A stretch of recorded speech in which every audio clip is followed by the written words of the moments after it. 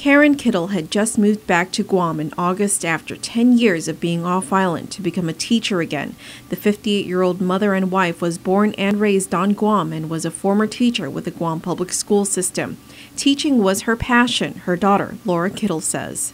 She had come back here in early August to be a teacher, and we've been off island for 10 years, but she loves it here and loves being a teacher, and had just gotten a job at Ocean View Middle School again. Then on September 13th, Karen was admitted into the Guam Memorial Hospital with chronic appendicitis. She phoned her daughter Laura to tell her she needed surgery immediately, which was performed the same day. Laura says her mother's surgery was successful, but because of extreme back pain, her mother needed more surgery. About 6 days later, on September 19th, Karen had a second operation to remove a herniated disc. But because surgeons missed part of the disc, Karen went back in 2 days later for more surgery. 3 surgeries, all within the span of 8 days.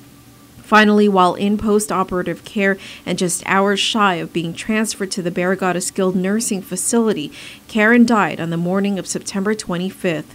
Laura, listed as the next of kin in hospital records, found out about her mother's death not from hospital staff, but through a family friend. The hospital did not notify me that she was rapidly declining. They did not tell me that she had passed. I found out from a family friend in the States who had heard from other friends here. And I called the following day and they said, we don't have a patient named Karen Kittle. And I called, I thought, oh, they've moved her to Barrigada. Okay.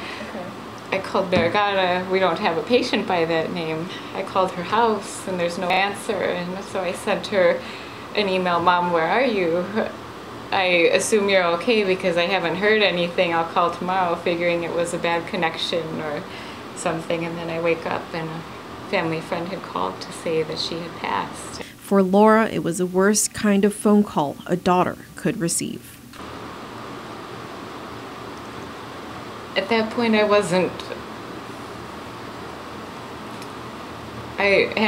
thought she's fine.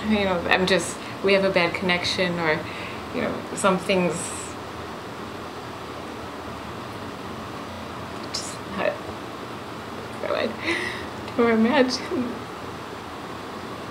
that she had passed. It's been about a month since Karen passed, but it's still unclear how she died. Laura says she was told her mother may have died of a pulmonary embolism, a blockage of the main artery of the lung caused by a blood clot. But even that theory has not been confirmed. She's in the process of requesting an autopsy for her mother's mysterious death, but just as the Chrysostomos have learned, it's not an easy task. In fact, Laura says they have not been allowed to see their mother since they've arrived on Guam. It's frustrating because everyone has a different story on what needs to happen, and nobody tells you you have X number of days, or this is what it'll cost to have them here, or this is what happens when someone dies, and really that's not even your primary focus or concern. My concern is to see my mom. And you have not? The hospital has not let us see her. Laura says her mother expressed some concerns but was unable to specify those concerns because she was always surrounded by the nursing staff at GMH. In response to a request to meet, GMH Administrator Joseph Verga tells the Kittles that GMH does not typically meet with family members to discuss conversations a patient had with hospital staff.